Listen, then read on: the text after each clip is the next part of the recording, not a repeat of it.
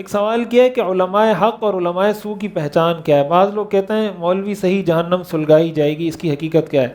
دیکھیں, علماء حق اور علماء سو کی جو سب سے بڑی پہچان ہے حدیث میں, وہ ہے یبیع دینہ بعرض من الدنیا, جو اپنے دین کو دنیا کے پیسوں کے بدلے میں بیچ دے, جو اپنی دینداری کو, اپنے فتوے کو, اپنے مسئلے کو پیسوں کے بدلے میں بیچ دے. کوئی اس کو کہے یار اتنا پیسہ دے رہا ہوں یہ فتویٰ دے دو, اتنے پیسے دے رہا ہوں یہ فتویٰ دے دو, مسئلہ ایسے بتا دو, جائز کو ناجائز بول دو, ناجائز کو جائز بول دو, حلال کو حرام یا حرام کو حلال بول دو. ان علماء کو علماء سوء کہا جاتا ہے, برے علماء. اور جو آدمی اس سے اپنے آپ کو بچائے کہ جو حق بات ہے, جو سچ بات ہے, جو صحیح چیز ہے وہ بتائے, چاہے کوئی اس سے ناراض ہو, کوئی اس سے خوش ہو, طریقہ کار انداز وہ اچھا ہونا چاہیے, حکمت عملی والا ہونا چاہیے, سنت کے مطابق ہونا چاہیے, لیکن بات حق ہونی چاہیے. کسی کی خوشی کے لیے یا کسی کی ناراضگی کے ڈر سے مسئلہ تبدیل کر دینا, یہ سب سے بڑی علماء سوء کی پہچان ہے. اور یہ کب ہوتا ہے؟ جب انسان اس طرح کے لوگوں کے ساتھ زیادہ تعلقات رکھتا ہے. بادشاہوں کے پاس جیسے حدیث میں آتا ہے نا کہ من اتی ابواب السلطان افتتن, کہ جو بادشاہوں کے دروازوں پہ زیادہ آتا جاتا ہے فتنے میں مبتلا ہو جاتا ہے. لیکن اس سے بھی مراد یہ کہ اگر کوئی عالم ہے اور زیادہ بادشاہوں کے پاس اور وزراء کے پاس آنا جانا ہے, اگر وہ اس نیت سے جا رہا ہے کہ ان کی اصلاح کروں, ان کو کوئی دین کا پیغام پہنچاؤں, تو تب تو یہ نہ صرف یہ کہ جائز عمل ہے, بلکہ بعض صورتوں میں یہ واجب ہو جاتا ہے, بعض صورتوں میں یہ فرض ہو جاتا ہے کہ آپ ان کے پاس جائیں, ان کو نصیحت کی بات کریں. اور یہ بادشاہ کا اپنی رعایا پر حق ہوتا ہے. حدیث میں, احادیث میں 10 حقوق ہیں حکمرانوں کے.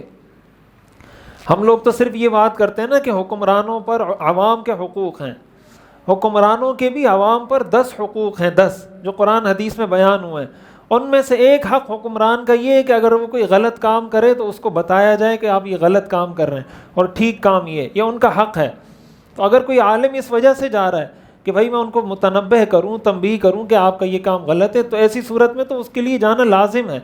لیکن اگر وہ اس لیے جا رہا ہے کہ مجھے کچھ پیسہ مل جائے گا, میری کوئی گاڑی مجھے مل جائے گی, کوئی بنگلہ مل جائے گا, اور اس کے لیے کوئی فتویٰ دینا پڑے تو فتویٰ دے دوں گا, تو ظاہر ہے کہ یہ جائز نہیں ہے. یہاں یہ بھی میں بتا دوں کہ بعض لوگ جو ہمارے علماء سیاست میں ہوتے ہیں ان کو علماء سوء کہہ رہے ہوتے ہیں. یہ بہت خطرناک بات ہے, اور ان کا اصل میں یہ نظریہ اس بات پر مبنی ہے, اس بات پہ بیس کر رہا ہوتا ہے, وہ یہ سمجھتے ہیں کہ شاید سیاست کا دین سے کوئی لینا دینا ہی نہیں ہے. جو مولوی سیاست میں چلا گیا تو کہتے ہیں یہ علماء سوء ہیں. تو سیاست تو حضور علیہ الصلوۃ والسلام نے بھی کی ہے, سیاست تو حضرت ابوبکر نے بھی کی ہے, سیاست تو حضرت عمر نے بھی کی ہے. سارے جو خلفاء گزرے سارے سیاستدان تھے. حضرت امیر معاویہ سیاستدان تھے, حضرت ابوبکر صدیق سیاستدان تھے, حضور علیہ الصلوۃ والسلام سیاستدان تھے, خلیفہ وقت تھے, حکمران تھے, امیر المومنین تھے. سیاست کرنا یہ علماء سوء کی پہچان نہیں ہے. اس لیے جو سیاست میں ہمارے علماء ہیں وہ بھی ہمارے بڑے ہیں, ہمارے اکابر ہیں, ہمارے علماء ہیں.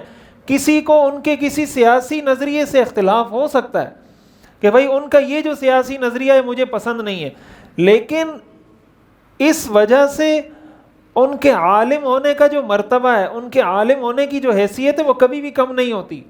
آپ کو اختلاف ہے ان کے سیاسی مسئلے سے, کہیں بھئی مجھے اس مسئلے سے اختلاف ہے, لیکن وہ ایک عالم ہے, اس حیثیت سے اس کی قدر کرنا بہرحال لازم ہے.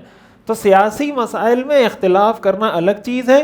کسی عالم کو گالی دینا, برا بلا کہنا, برے القابات سے یاد کرنا, یہ بہت خطرناک چیز ہے. علماء کے خلاف ایسی زبان استعمال کرنا, علماء نے لکھا ہے انسان ایمان سے محروم ہو جاتا ہے. اس لیے کہ علماء انبیاء کے وارث ہیں. اپنی ذات میں عالم جیسا بھی ہو, لیکن اس جو علم ہے اس کے پاس وہ علم انبیاء کی میراث ہے. تو ان سے سیاسی مسائل میں اختلاف کرنا بالکل الگ چیز ہے. لیکن صرف اس وجہ سے کہ وہ سیاست میں ہیں, اس وجہ سے, اور آپ کی پارٹی کے مخالف ہیں تو وہ علماء سوء بن گئے, یہ بالکل ٹھیک نہیں ہے. اور یہ اسلام کی تعلیم بھی نہیں ہے اور اسلام کے مطابق بھی نہیں ہے, بالکل خلاف اسلام بات ہے یہ. اور یہ جو حدیث میں آتا ہے کہ یہ جو انہوں نے لکھا ہے کہ علماء سے جہنم سلگائی جائے گی, یہ حدیث میں آتا ہے کہ 3 لوگ ہیں جن سے جہنم کو سلگایا جائے گا, بھڑکایا جائے گا. ایک شہید, ایک عالم اور ایک سخی.